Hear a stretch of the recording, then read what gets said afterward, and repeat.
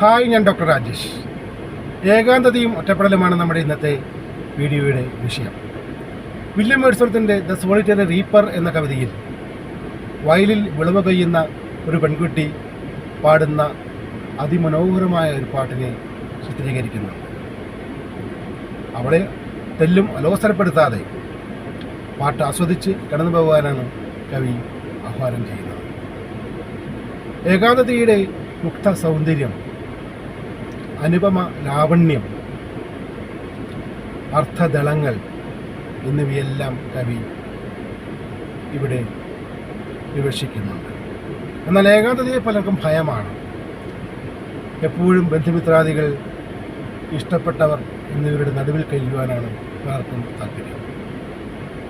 എന്നാൽ ഏകാന്തതയെ ഉൾക്കൊള്ളുവാനും സംശീകരിക്കുവാനും ശ്രമിക്കാത്തതുകൊണ്ടും സാധിക്കാത്തതുകൊണ്ടുമാണ് അവർക്ക് ഏകാന്തതയുടെ സ്വർഗീയ തീരങ്ങൾ അപ്രാപ്യമാകുന്നത്.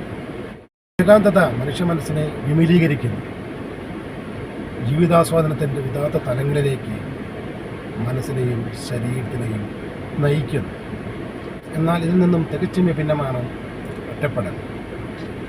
നിരവധി സഹപ്രവർത്തകർക്കിടയിൽ ജോലി ചെയ്യുമ്പോഴും കനത്ത ഒറ്റപ്പെടൽ അനുഭവപ്പെടുന്നവരുണ്ട്.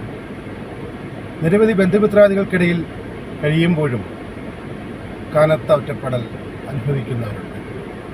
ഒറ്റപ്പെടൽ എന്നത് തീർത്തും ദുസ്സഹമായ ഒരു ജീവിത അവസ്ഥയാണ്.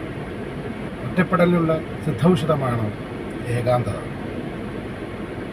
ഏകാന്തതയുടെ ധൃതരാഷ്ട്ര ആലിംഗനത്തിൽ ഒറ്റപ്പെടൽ തകർന്ന് തരിപ്പണമാണ്. അലക്സാണ്ടർ പോപ്പിൻ്റെ ഓഡോൺ സോളിറ്റ്യൂഡ് എന്ന കവിതയിൽ മരണം വരെ ഏകാന്തതയിൽ കഴിയാൻ അദ്ദേഹം ആഗ്രഹിക്കുന്നു. അദ്ദേഹം എഴുതുന്നു, "Thus let me live unseen, unknown, thus unlamented let me die." അറിയപ്പെടാതെ, കാണപ്പെടാതെ, ആരെയും വിലാപങ്ങൾക്ക് കാത്തു നിൽക്കാതെ ഞാൻ മരിക്കട്ടെ. എല്ലാവർക്കും ഏകാന്തതയുടെ ദിവ്യ സൗരഭ്യം ഹൃദയത്തിൽ അനുഭവേദ്യമാകട്ടെ എന്ന് ആഗ്രഹിച്ചുകൊണ്ടും ആശംസിച്ചുകൊണ്ടും വീണ്ടും കണ്ടുമുട്ടുന്നത് വരെ ആദ്യൂ.